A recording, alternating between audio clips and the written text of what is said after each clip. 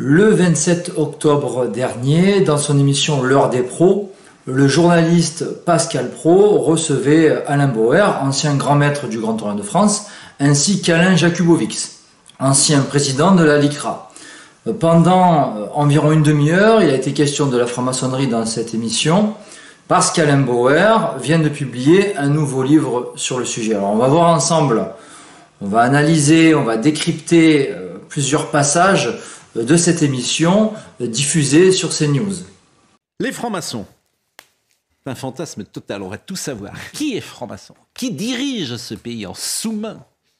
Grâce à Alain Bauer, qui fut en son temps grand maître du Grand Orient de France. Rue Cadet, c'est bien cela. C'est toujours là. Ça existe toujours. Ah oui. Ah oui, ça. Tous les soirs, des loges se réunissent avec des gens, des hommes ou des femmes? Les midis et le soir. Et uniquement des hommes? Non, des hommes et des femmes. C'est mixte le Grand Orient? C'est devenu mixte. Non. Oui.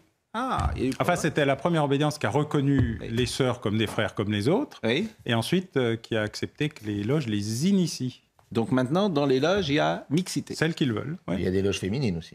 Pascal Praud a certainement reçu l'ordre de dire « La franc-maçonnerie, c'est un fantasme ». Il le répète à plusieurs reprises avec insistance. C'est un fantasme total, selon lui. Il fait semblant de ne pas connaître le Grand Orient, de ne pas savoir si ça existe toujours, si le siège du Grand Orient de France est toujours à la rue Cadet à Paris. Il fait semblant de ne pas savoir que cette obédience est devenue mixte. Bref, on va vite se rendre compte que Pascal Praud tourne un sketch avec Alain Bauer. Il joue au Candide alors que lui-même est à coup sûr un initié maçon. Rappelez-vous de cet échange qu'il avait eu avec son camarade Joseph Massé-Scarron il y a maintenant quelques mois. Joseph, la parole circule. Oui, entre les colonnes. Oui. Alors, ça c'est pas bien. Un frère a été appelé à Lorient au plateau d'orateur pour présenter son travail. À l'ordre, il prend place, déclare vénérable maître, et vous tous mes frères, en vos grades et qualités, et lit, in extenso, sans aucune interruption, sa planche. Ensuite, c'est le débat orchestré par le vénérable qui l'ouvre, à son coup de maillet, en déclarant que la parole circule entre les colonnes. La parole circule. Oui, entre les colonnes. Alors, ça c'est pas bien. Le problème, c'est que derrière, il y avait ses amis, à la fois politiques. Non. Ses amis politiques. Les amis de la. Je peux terminer? Oui. Il y avait ses amis politiques, il y avait les amis de sa même loge maçonnique, qu'il avait lâchés et qui, eux, ont pu continuer leurs sales petites affaires. Et tout le monde, maintenant, commence à le comprendre. On n'emploie pas le jargon maçonnique spécifique à la franc-maçonnerie si on n'en est pas. C'est évident. Donc, Pascal Praud en est. Il laisse ensuite la parole à Alain Bauer qui explique son parcours en franc-maçonnerie et Praud va, de son côté, faire l'éloge de la secte en remontant un petit peu l'histoire. Alain Bauer, qui fut donc grand maître. Pendant combien de temps? 3 ans. Pourquoi vous avez arrêté? D'abord parce que le Grand Orient, on ne peut pas y rester pour l'éternité. On a droit à 2 mandats maximum. Le premier mandat, vous apprenez le boulot comme conseiller de l'ordre, membre du conseil d'administration. Et le deuxième, si vous en sortez bien, vous êtes élu grand maître. Après, c'est terminé. On revient au rez-de-chaussée. On appelle ça sur les colonnes, à la base. Et c'est une cure de désintoxication extrêmement utile. C'est intéressant d'ailleurs parce qu'on ne veut pas que le pouvoir, au fond, reste... C'est une maison très démocratique. Certes. Et vous êtes toujours aujourd'hui membre du Grand Orient? Adhérent de base. Mais vous y allez? Quand je peux, oui. Malheureusement, j'ai un métier un peu compliqué. Et puis, comme j'ai expliqué, j'ai beaucoup donné. Parce que pendant les 7 années où j'ai été conseiller de l'ordre, puis garde des Sceaux, procureur général au Grand Orient, puis grand maître adjoint, puis grand maître, j'y étais tous les soirs et tous les week-ends. Donc, j'ai pris de l'avance. et là, je compense. Bon, c'est un fantasme, la maçonnerie, bien évidemment. Chacun imagine que, pourquoi pas, sur ce plateau, il y a des forces obscures qui sont là. Partout. Partout. Ils sont partout. Bon, l'influence de la maçonnerie, elle est évidente au XVIIIe, au XIXe siècle, à un moment où la société est cadenassée, elle fait avancer la société, elle est humaniste, etc.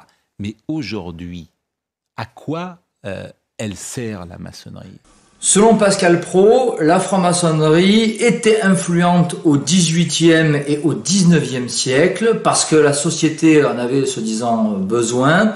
Il en fait l'éloge. Il dit qu'elle a fait avancer la société française alors que c'est vraiment l'inverse. Et aujourd'hui, à l'entendre, elle ne servirait plus à rien. Elle serait donc envolée, presque dissoute. Donc, comme vous avez pu le remarquer, Bauer et Praud traitent avec dérision la notion de forces obscures ou forces occultes, expression qu'on retrouve fréquemment dans la littérature antimaçonnique, mais en aucun cas Praud et Bauer n'argumentent. Et traiter avec dérision, je suis désolé, mais cela ne prouve rien. Alors que dénoncer des faits, une multitude de faits allant dans un même sens, pour établir ensuite une conclusion, là oui, cela permet de démontrer que ce sont des puissances occultes qui dirigent les républiques en coulisses. La dérision, elle, n'explique rien, elle ne démontre rien, elle ne prouve rien. Alain Bauer et Pascal Praud essaient de faire croire que le système maçonnique est très démocratique, ce qui est totalement faux. Ce n'est pas pour rien qu'il y a des grades et que ce système maçonnique, sa structure est pyramidale. Donc concernant Bauer, l'idée de revenir au rez-de-chaussée quand on a été grand maître, c'est du pipeau. Qu'Alain Bauer soit redevenu un simple adhérent de base du Grand Orient de France après avoir été grand maître, c'est une blague. Et d'ailleurs, on va le voir un peu plus tard dans l'interview. En tout cas, il prétend donc être revenu à la base, en bas de l'échelle, dans son obédience, et c'est selon lui une cure de désintoxication extrêmement utile. Donc, selon Bauer, on va le prendre au mot, selon lui, monter en grade en franc-maçonnerie, c'est toxique. Donc la franc-maçonnerie est toxique.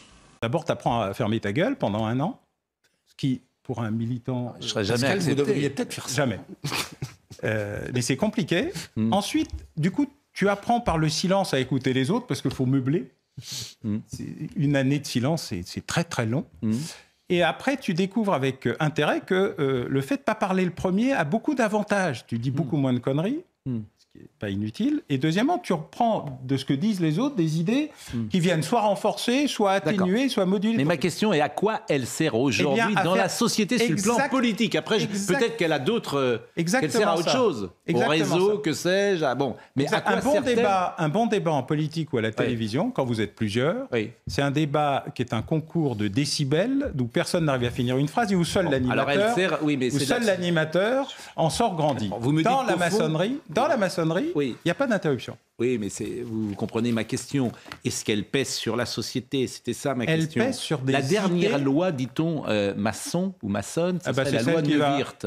Non, c'est pas exact. D'abord, il y en a eu quelques-unes d'autres. C'était le revenu minimum d'insertion, par exemple. C'est une proposition maçonne qui s'appelait RMU et qui est devenue RMI. La CSG, 30 ans. Demandez la dernière. Elle a quand même 20 ans de moins que l'autre. Et puis la prochaine, ça sera probablement le droit de mourir dans la dignité. L'année de silence dont parle Bauer sert à l'apprenti à se former par l'écoute et à s'imprégner de l'idéologie maçonnique, qui est l'idéologie dominante, à s'imprégner des faux principes issus de 1789. Quant au droit de mourir dans la dignité, c'est le terme maçonnique moderne pour qualifier l'euthanasie, donc faire partir avant l'heure les anciens, donc ces individus gênants pour la République, qui sont en général très âgés. Ce droit, la République tente de se l'octroyer par une loi. Je rappelle que la République tue, qu'elle est née sur l'échafaud. Donc l'euthanasie, cette idéologie de mort, est d'ailleurs promue par Jacques Attali. C'est un pur produit maçonnique, comme le confirme Alain Bauer dans l'émission. Car vous pensez que c'est l'influence des maçons, le droit de mourir dans la dignité? C'est une pure production de la maison. On en pense qu'on en veut. Oui, bien sûr. Vous posez la question, donc je vous la donne. Donc, j'ai écrit un petit bouquin qui était les questions à l'étude des loges depuis l'origine pour montrer ce qu'avait été l'influence exacte, réelle de la maçonnerie sur un certain nombre de sujets. Alors, il y a plein de sujets. Il y en a des très désagréables, impôt progressif sur le revenu. Alors, ce sont nos amis et frères de la Grande Loge de France, donc j'en profite pour leur repasser le bébé. Mais il y en a d'autres, comme la contraception, vous avez raison. Le RMI, l'impôt sur le revenu, proviennent des loges, mais pas seulement. La loi Neuwirth, pour la contraception aussi, la loi Fabius-Guessot, la loi Veil, également, la légalisation de l'avortement et tant d'autres lois. La franc-maçonnerie est à l'origine d'une multitude de lois qui ont été adoptées par le gouvernement, l'Assemblée nationale, le Sénat. Mais à part ça, elle n'a pas le pouvoir. C'est un fantasme, nous dit Pascal Praud. Nous sommes dans une société qui est en train de se rétracter et de se refermer. La maçonnerie, c'est plutôt l'espace où elle continue à permettre le dialogue, l'ouverture et éventuellement le progrès.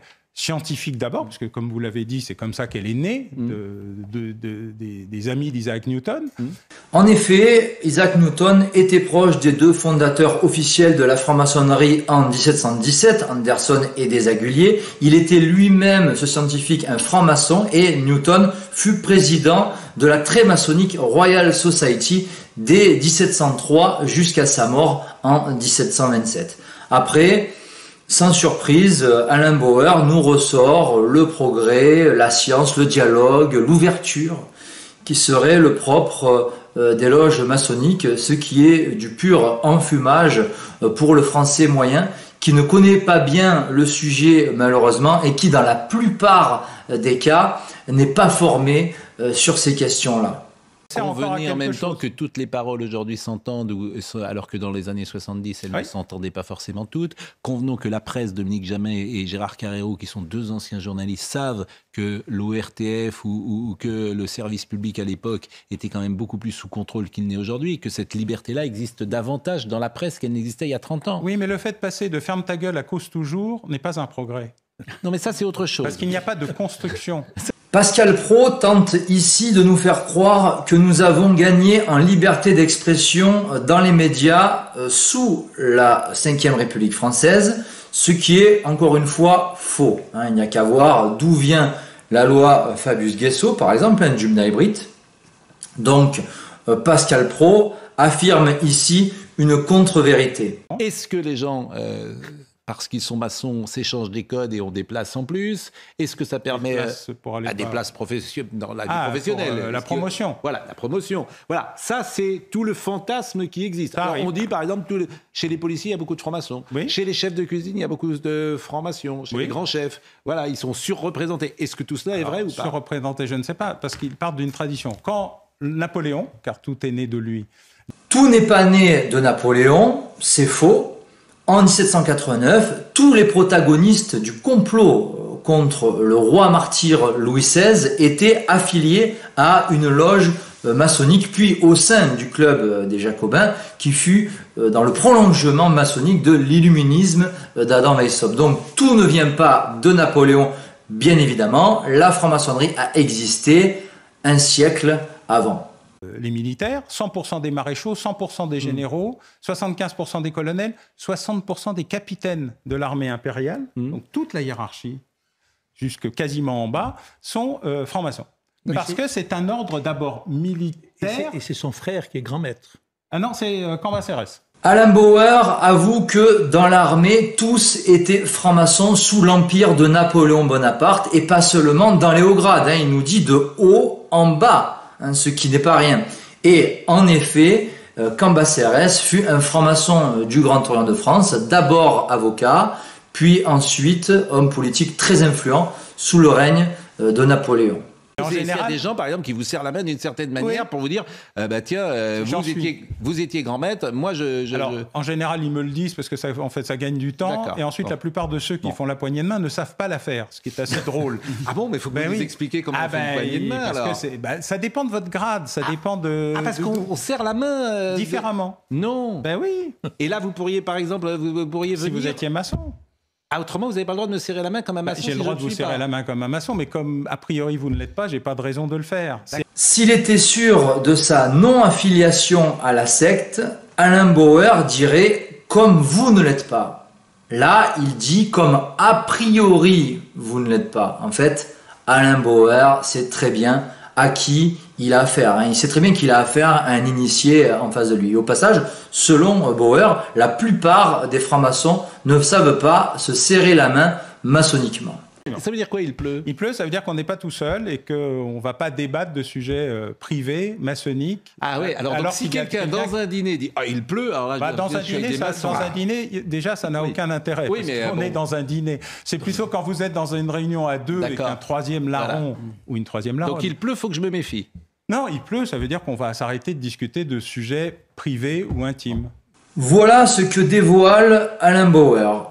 Le nombre de maçons dans une loge, des expressions maçonniques comme « il pleut », ce dont on se contrefout, de vous à moi, expressions comme ça. Donc quand il parle des agapes, de choses futiles, de certaines expressions maçonniques, Alain Bauer ne ment pas. Par contre, quand il s'agit de parler de la nature véritable, des intentions de la franc-maçonnerie et de son œuvre concrète, là, il ment. Et c'est très récurrent lorsque les francs-maçons parlent de leur secte, sur des choses futiles qui n'ont pas d'importance, ils diront ce qu'il en est. En revanche, sur les crimes, les complots, les manigances, les liens entre réseaux maçonniques et réseaux pédocriminels, l'omniprésence de la maçonnerie dans la politique ou dans la justice et les méfaits qui en découlent, là, ça sera minimisé ou carrément occulté.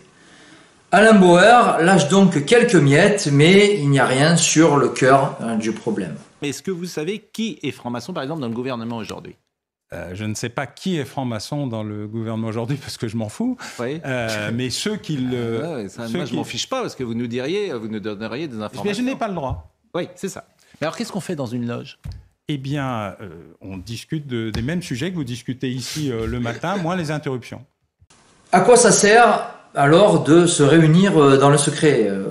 C'est qu'on a quelque chose à cacher, certainement à se reprocher, forcément. Sinon, ces réunions seraient toutes publiques. Là, Alain Bauer se fout ouvertement de notre gueule. Ceci dit, cela fait en effet partie du secret maçonnique de ne pas dévoiler l'appartenance à la franc-maçonnerie de ses camarades de loge. La sienne, oui, l'appartenance, mais pas celle des autres. Prend des nouvelles des apprentis et des compagnons qui sont dans le processus d'initiation et de progression.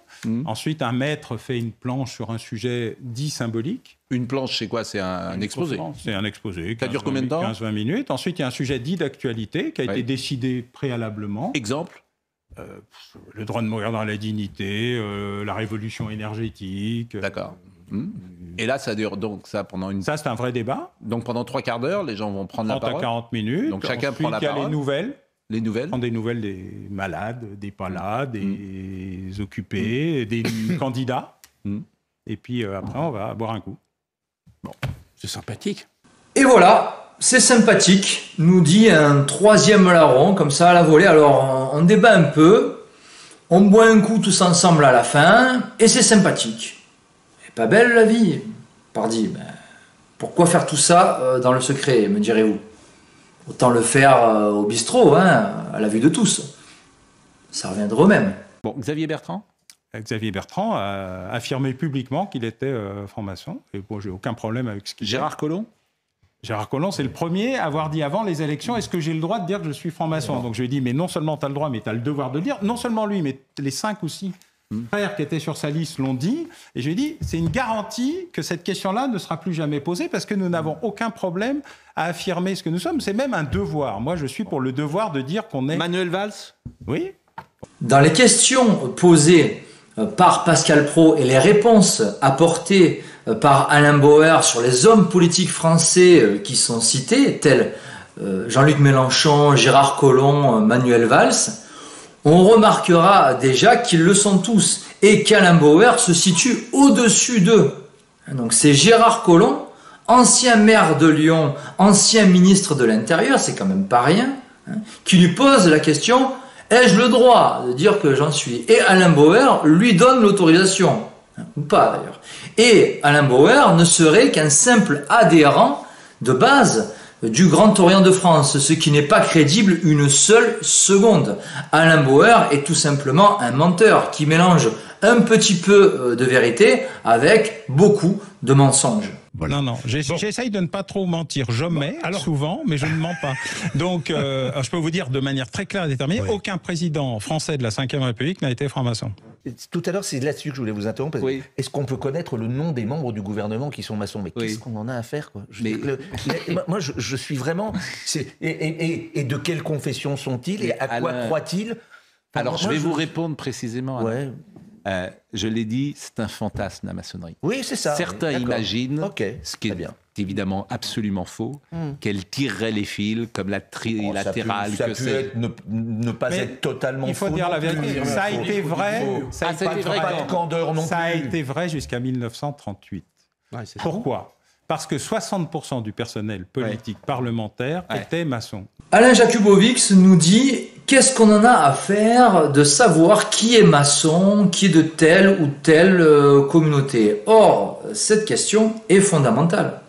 Identifier l'adversaire, sa nature, ses caractéristiques, son projet, c'est essentiel.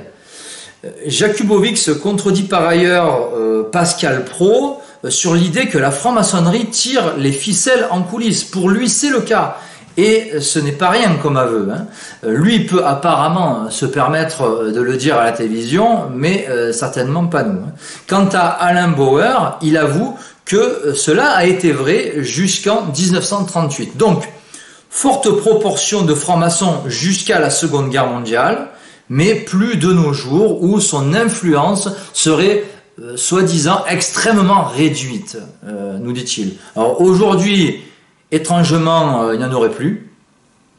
Il nous dit maximum 4 ou 5 au gouvernement, ce qui est un grossier mensonge. Donc ils auraient disparu en fait, ces francs-maçons au pouvoir, je ne sais comment, ils auraient disparu. Alors que quelques minutes avant, Bauer nous disait que Mélenchon, Collomb, Valls, etc. le sont tous.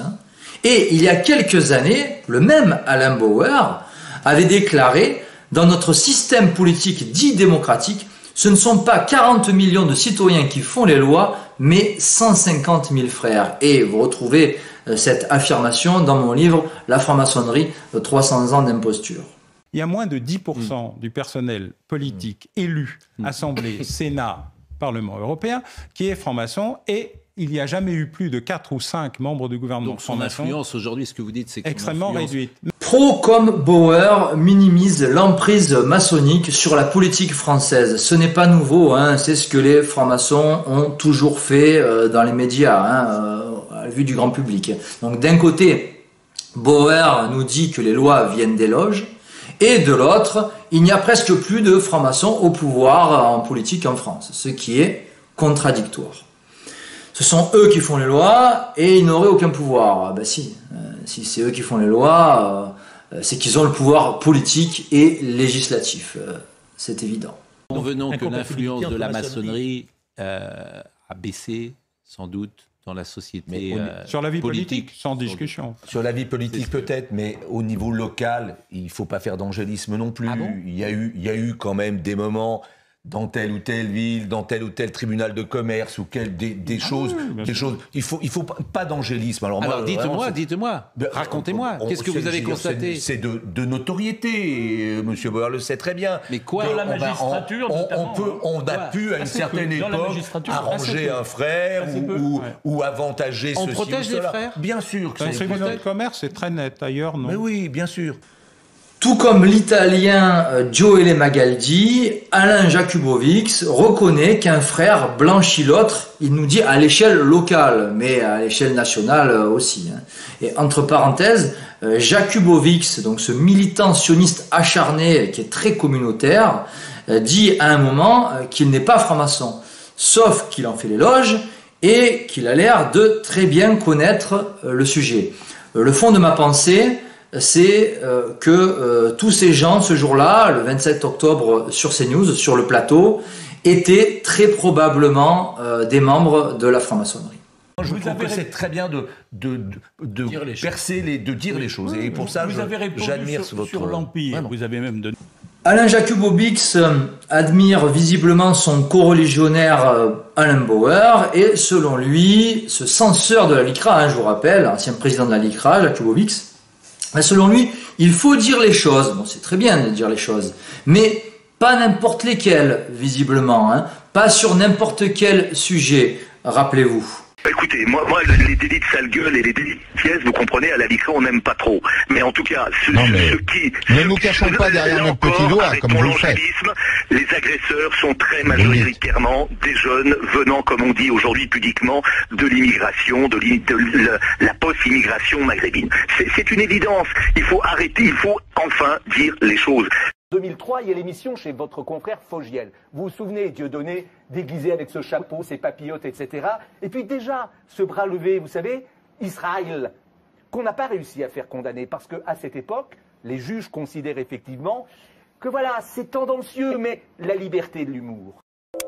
Le sketch de Desproges pourrait-il encore sortir aujourd'hui?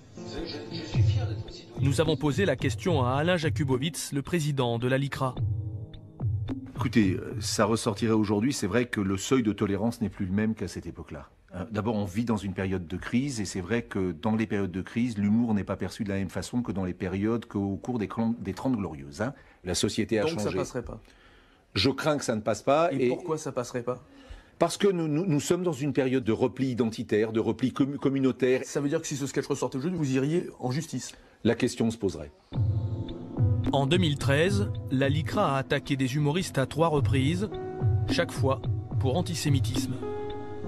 Sur la Révolution française, il y a un débat historique. Oui. Beaucoup d'historiens ont écrit, je me souviens par exemple les mémoires sur le jacobinisme de l'abbé Georgel, par exemple, où ils expliquent... Alors, je ne suis pas sûr que c'était un historien. Non, enfin, c'était un abbé. Prétendu. Oui. En tout cas, ils expliquent que le poids de la franc-maçonnerie dans la noblesse, la grande noblesse, a été fondamentale et a contribué très largement à la Révolution française. C'est l'inverse. Non, ce n'est pas l'inverse. Alors l'abbé Baruel, plutôt que Georgel, donc l'abbé Baruel a bien raison. L'influence maçonnique dans les événements de 1789 fut absolument déterminante. Les faits historiques et les documents originaux de cette époque le prouvent. Je vous invite d'ailleurs à lire certains livres sur le sujet, notamment celui de l'abbé Augustin Baruel, Mémoire pour servir à l'histoire du jacobinisme, mais aussi Maurice Talmer, ou encore ma conférence que j'avais donnée en 2017 près de Perpignan à Is-sur-Tête et qui s'intitule 1789, coup d'État maçonnique. Et en fait, c'est l'alliance de la petite noblesse, du petit clergé et du tiers-État qui crée les conditions des États Dernière généraux. chose avant Rien d'autre. Dernière chose, c'est payant. C'est payant. Oui, bien sûr. Combien c'est par an? La cotisation en moyenne, moins cher que l'abonnement au câble. Mais dites-moi, le chiffre, c'est 300, 400 euros? Alors ça dépend si vous payez les agapes ou pas, mais entre 200 et 400 euros. Ouais. Bon. Ce n'est pas modulé suivant la fortune des adhérents? Pas encore, on n'est pas arrivé à ce degré de sophistication. En tout cas, lisez ce bouquin, mais on peut parce contribuer pour les pauvres et il y a un fonds de solidarité. Bon, en tout cas, c'était passionnant de vous écouter. Et voilà, la boucle est bouclée, le message est passé, les pros de l'enfumage ont fait semblant de percer le mystère maçonnique, de dire la vérité au sujet de cette secte qui est la contre-église et qui est la contre-morale, la synagogue de Satan, selon l'expression employée dans l'Apocalypse de Saint Jean. Maintenant, si vous voulez en savoir bien plus à tous les niveaux, dans tous les domaines, il y a ce livre, La franc-maçonnerie, 300 ans d'imposture, une synthèse que j'avais consacrée à cette thématique. C'était en 2017, il y a 5 ans, à l'occasion du tricentenaire de la franc-maçonnerie.